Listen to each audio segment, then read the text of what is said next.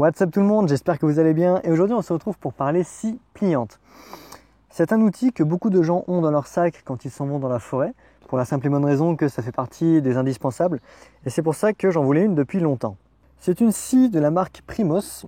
Alors c'est une marque apparemment qui fabrique des articles de chasse et pour la petite histoire, au début j'étais parti sur la Bahco Laplander qui est extrêmement connue, c'est une référence.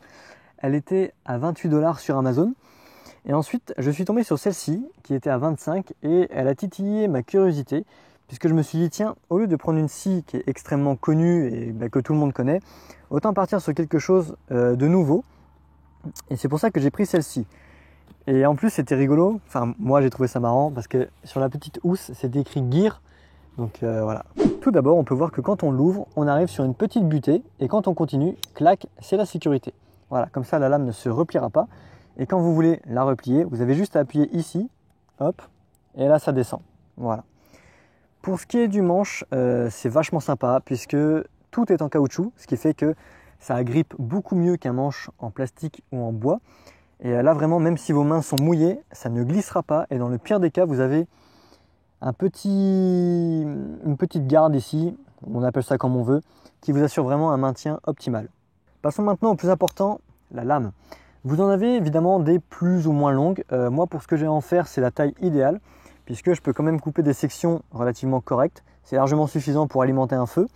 Et j'ai un outil suffisamment compact pour être glissé au fond du sac.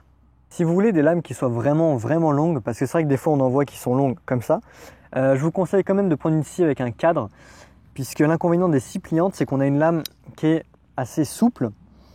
Donc si la lame est beaucoup trop longue et que vous la coincez dans une bûche, le risque c'est qu'en essayant de la libérer, ça se casse. Et ensuite, quand on regarde la denture, on se rend compte que c'est une scie qui est faite pour tirer et non pousser. Ce qui signifie que ça ne servira à rien de forcer comme un âne en poussant, puisque le gros du bois que vous allez retirer va se faire dans ce sens-là. Voilà, puisque pour les personnes qui ne le savent pas, vous avez trois types de dentures. Vous avez celles qui sont faites pour pousser, celles qui sont faites pour tirer, et celles où vous allez retirer du bois dans les deux sens, en poussant et en tirant. Voilà, ces scies sont quand même pas mal efficaces. Voilà les amis, c'était une vidéo assez courte mais je pense avoir dit l'essentiel. Le lien de la scie sera bien évidemment dans la description.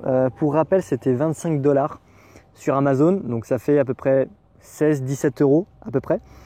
Rejoignez-moi sur Instagram, les liens sont dans la description. C'est le meilleur moyen de m'envoyer un message puisque des fois, quand vous écrivez un commentaire sous une de mes vidéos, YouTube ne m'envoie pas forcément la notification. Merci YouTube, donc voilà. Les amis, moi je vous souhaite une bonne fin de journée et vous dis à la prochaine dans une autre vidéo. Ciao!